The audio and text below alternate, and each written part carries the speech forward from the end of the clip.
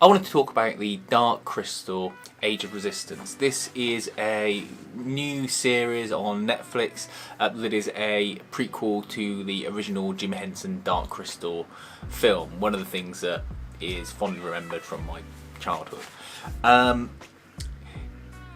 It's incredibly high quality. There's been a lot of care and attention put into this, and at no point does it feel as though someone has cut a corner with it. When you look at who the director is of it, it's Louis Leterrier, or Leterrier, I can't pronounce his name, he's French I'm guessing. He's the director of the Incredible Hulk film, and you wouldn't necessarily put these two things together, but clearly he has spent a lot of time and effort on this. Shots in this feel planned and well executed and really add a sense of drama and imagination to it. And the reason that's so important is because you're dealing with puppets, and it could just look flat, boring and lifeless, but these puppets are able to somehow emote feelings and emotions and plot points as well as any human actor could. You really end up feeling for these puppets. Now, the story itself is set in a fantasy land on another planet called Thra, where aliens called the Skeksis have taken control of the planet and the crystal that gives it power, the Crystal of Hope. They draw life energy from the crystal, and somewhat, they don't enslave, but they sort of rule over the other races on the planet, the main ones of which are the podlings, which are little cute sort of what they call dozers, the little things that look like they're on Fraggle Rock, the little builders, and the gelflings, which are effectively elves, but they're called gelflings.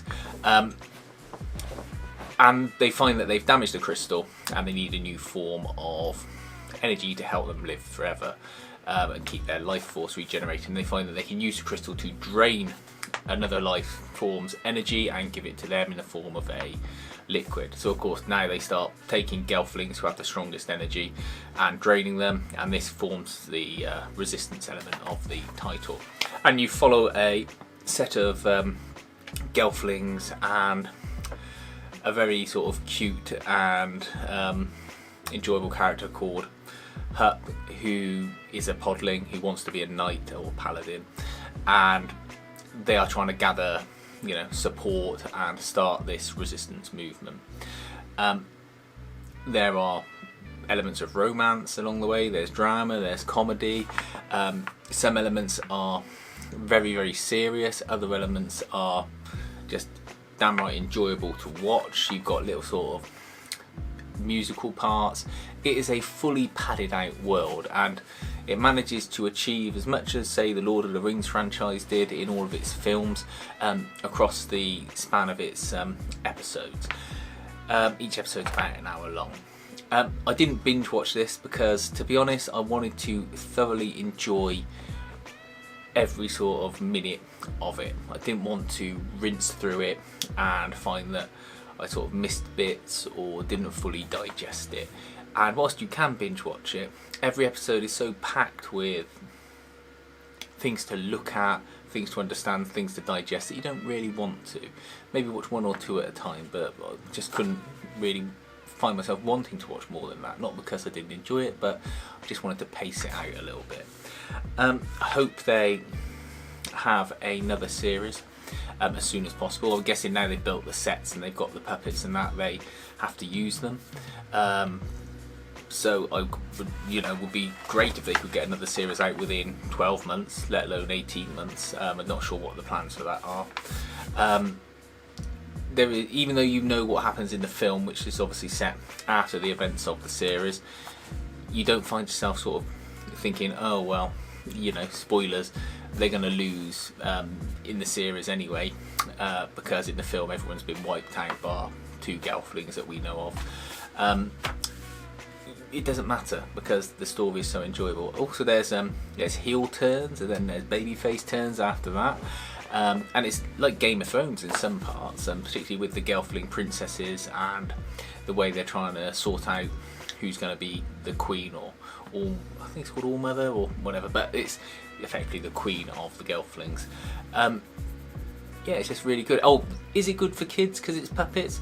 Yes. I mean, the trouble is nowadays with children, everything has to be sort of safe and, you know, non-offensive and non-scary. And that this is like the film was in the 80s, and TV sort of like Doctor Who and that was in the 80s.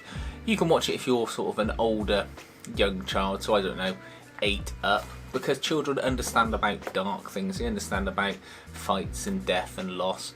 I mean, you know, watch it with them and understand it. It's not for like little babyish kids, because some of the scenes are quite intense. There's sort of scenes when a girlfriend's getting attacked and stripped of her sort of fineries, and you know, even I thought that's quite intense. And there are some quite intense battle things. And that's only down to the credit of the production, because it gets across those emotions. You know, a puppet otherwise being attacked might be quite bland and boring.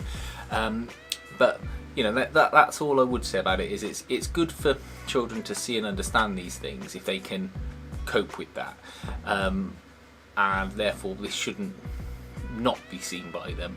But by the same token, if your child is sort of very, very sensitive, probably best to steer away from it. But definitely worth watching if you are a fan of Jim Henson's work, or puppetry, or the original Dark Crystal film, or even just fantasies, or a very good story.